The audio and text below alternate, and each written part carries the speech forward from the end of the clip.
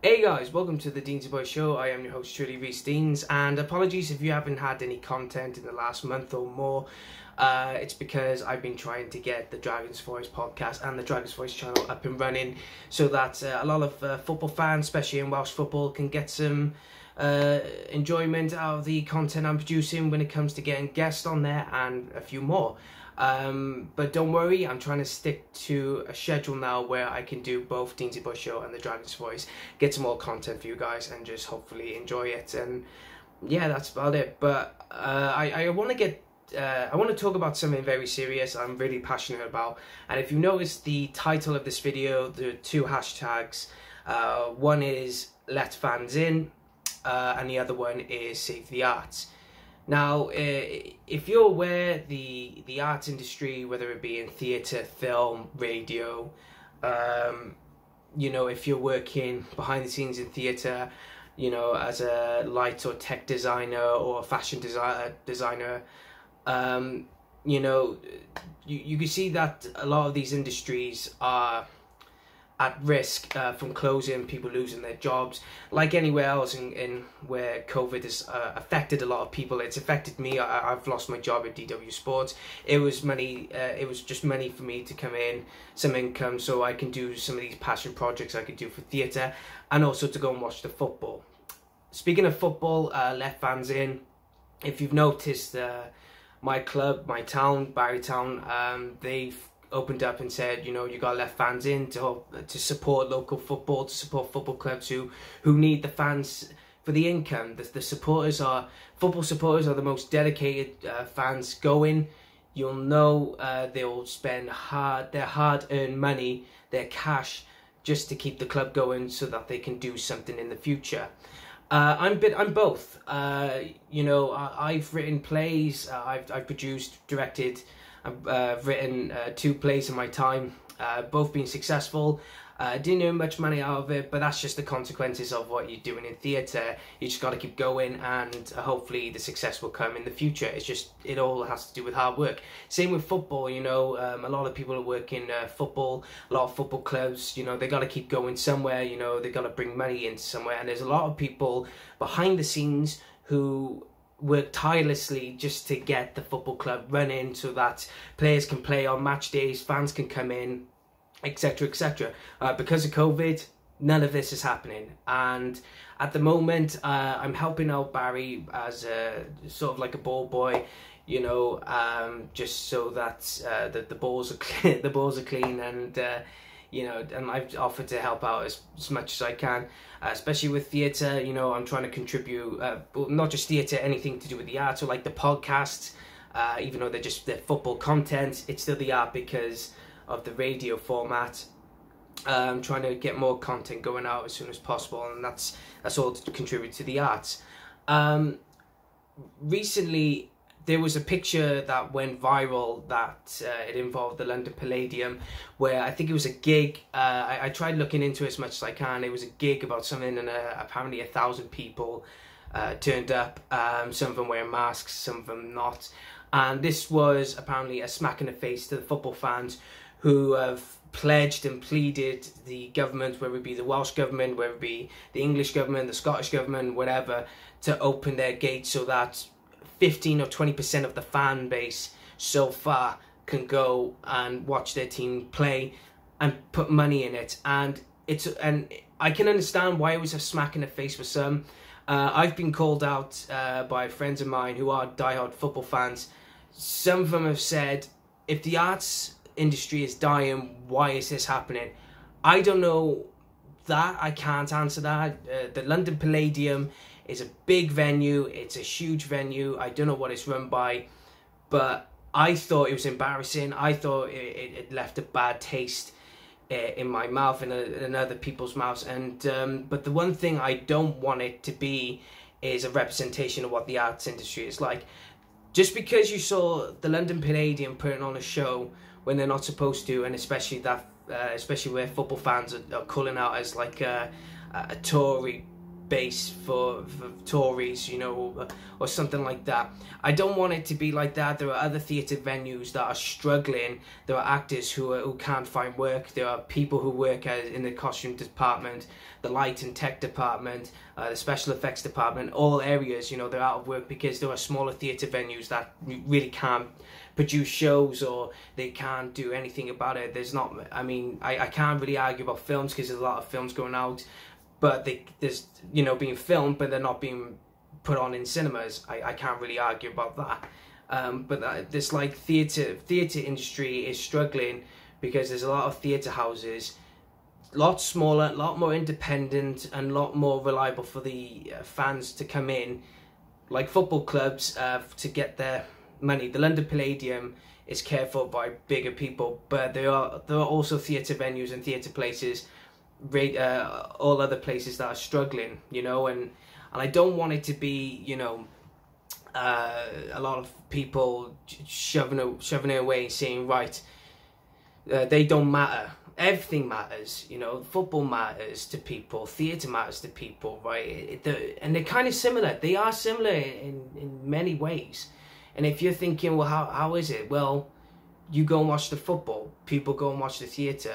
It's packed out. A stadium could be like theatre. I mean, Old Trafford's called the Theatre of Dreams, for crying out loud. And, you know, it's like football. It's like a show in some ways. You know, your team that you're going to watch is the protagonist, and the team they're playing against are the antagonists, and then you get your drama, you get your performances, and come on, you haven't seen a dive or two. I mean, we've all seen it. It is like a theatre show. In some ways, you get the happy endings, or you get the bad endings, or you get an ending where it's ambiguous and you have to wait till next time. It's filled with drama, and I always believe that we should always stick together in that way. I know a lot of people are going to disagree with me, and that's fine. I'm just looking at it not just from a theatre person's perspective. I'm not looking at it as an art industry perspective. I'm not even looking at it as a football's perspective. I love both. I'm trying to put on a play that's all about Barry Town's court case that happened in 2013, because I'm a big football fan, and I thought that story should be told. And theatre, I thought, was the best way to do it.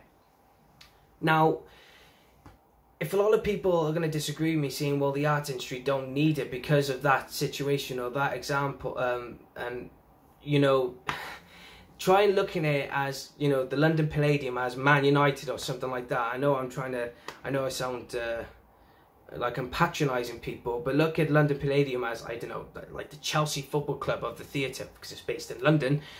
But look at, you know, your YMCA theatre venues, or your Sherman theatres, or your local theatres. Look at them as non-league clubs. They're struggling. They need people to come in, but they can't, because people are telling them. People in the high authorities who claim they know better just don't let them do it, even though we know better, or we don't know better. We don't know what's going on. I mean, I try not to be politically biased, but, oh, you know, trying to pick both sides. But at the end of the day, you know, there are venues, there are places that are struggling, and I think you can't blame one industry because of another industry's problem or another person's problem. You know, you just can't. I don't think you can't. You know, there are people who are still, you know, trying to survive and trying to earn a living, and, you know, and this one particular MP or political figure is saying, well, you better rethink on your future, or what future to think on. Now, at the moment, you know, I mean, I'm unemployed. I'm trying to find a job just to get by with money, but I don't need anyone telling me that the arts industry is better off dying, or it's better off out of my league, or it's not for me. No one should decide or tell me that. Otherwise, I'll be trying to say, you know, what about other industries? What about your work? You know, do you deserve that, or do you deserve unemployment? It's very complicated, but the way I think about it now, I think it's important to save both industries and try and stick together on it. There's going to be mistakes, I know there is, and it's going to be hard work. But in the end, it's all going to come out, hopefully it's going to come out well in the end. Hopefully some of these football clubs in Wales, you know, from the Welsh Premier League or the Cymru Premier, hopefully, you know, the Welsh government can have a change of heart and say, all right, then let 15 or 20% of their fan base come in and try and support the club, and it will improve massively. It will. And especially with the arts industry, I think let only say 15 or 20% as well of the people to come in, not 1,000, you know. I mean, okay, a friend of mine sent me that and he said the arts industry is not important, but I think that's just letting the whole point down because of one stupid plan or idea that just came about. So what am I trying to say after probably nearly 10 minutes of chatting rubbish?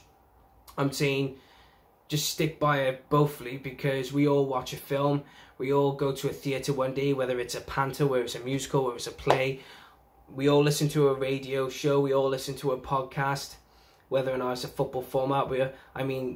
We all watch or listen to many art forms that involves football, and I feel like we need to stick together and just, you know, support both in many ways, you know. And especially as well that the news coming out that it's like in the English Premier League, you know, a lot of these big clubs want to make decisions for themselves, whereas, you know, there are leagues, you know, from League 1 to National Conference League, and even in the Welsh League and some Scottish leagues and whatever, you know, they're struggling. But, you know, where do you stand? You know, and I think you got to make a stand somewhere, and you got to support one another to keep it going. Like a theatre and football fan that I am, I'm concerned for both. They have in the past helped me a lot. You know, I've had many problems, and theatre and football has helped me massively to an extent where I can feel better about myself. And funny enough, theatre, film, TV, even football, they all made me popular. They all got me where I am today. If it wasn't for my support for Barry Town, believe it or not, I wouldn't have been on the BBC talking about it. I wouldn't have, you know, written a play about it, or I haven't had the confidence, you know, to do things I love. Especially with my experience in theatre, having a degrees of it, you know, if I don't have that, what am I going to do with my life, you know? And they're both important. They're both important, and but like I said, if people don't agree, that's fine. You can look at it from your own perspectives, or you can look at it differently. I ain't going to argue with that. The only way I should feel the need to say is that we all need to stick together. That's all I can say. So I hope that justifies what I'm trying to address, and that's it really. That's basically it. So thank you all so much for listening and watching this video. Just hopefully we can get out of this sooner rather than later. Hopefully we can go back into the grounds to cheer on our team and abuse the opposition. Hopefully we can go back and watch a show or two in the future, in the theatre venue or in the cinemas. So that's all I gotta say really. So thank you for watching. Take care guys, all the best.